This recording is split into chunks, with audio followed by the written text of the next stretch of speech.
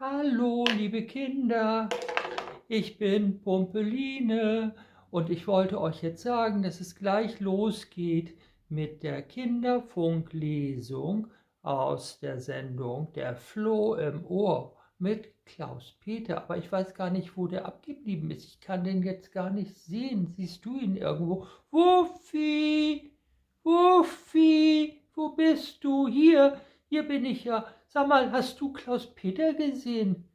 Ja, guck doch mal, der ist doch hinter dir. Wo?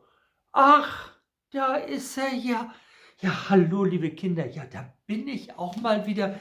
Ich hoffe, du hattest eine gute Zeit jetzt.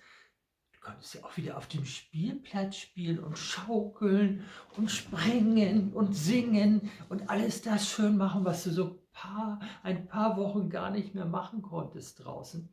Ja, das ist ja wunderbar. Deshalb komme ich jetzt auch nicht mehr so oft, um dich zu stören.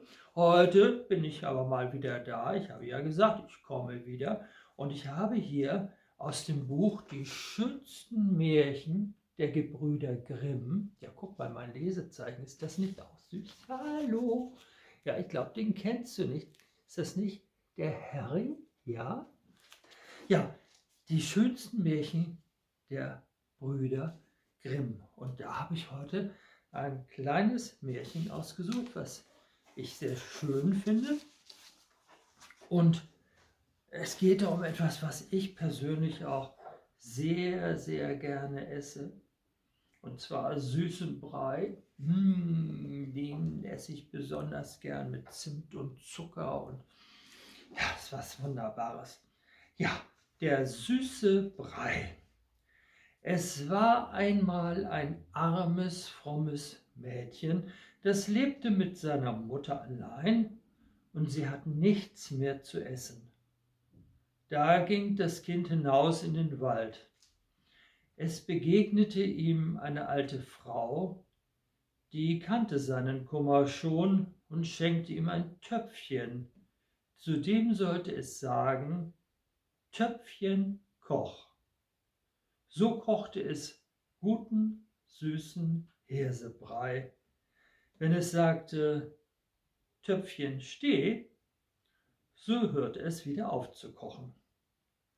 Das Mädchen brachte den Topf seiner Mutter, und nun waren sie ihre Armut und ihren Hunger los und aßen süßen Brei, so oft sie wollten.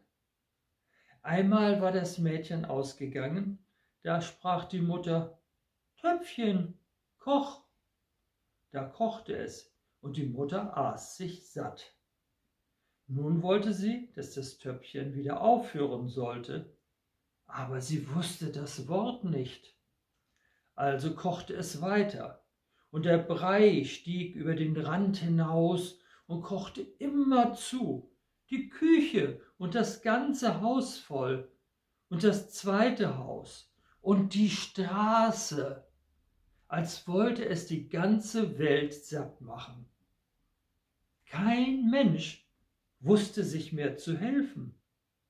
Endlich, als nur noch ein einziges Haus übrig war, da kam das Kind heim und sprach nur: Töpfchen, steh. Da hörte es auf zu kochen. Wer aber in die Stadt wollte, der musste sich satt essen. Ja, und da war die Not vielleicht auch bei diesen Menschen zu Ende. Nun, liebe Kinder, da sagen wir dir, euch, gute Nacht, wünschen euch eine wirklich gute Nacht. Schlaft gut, träumt was Schönes und habt einen wunderbaren Tag. Spielt schön, lasst es euch gut gehen und bleibt gesund und munter. Tschüss, euer Klaus-Peter.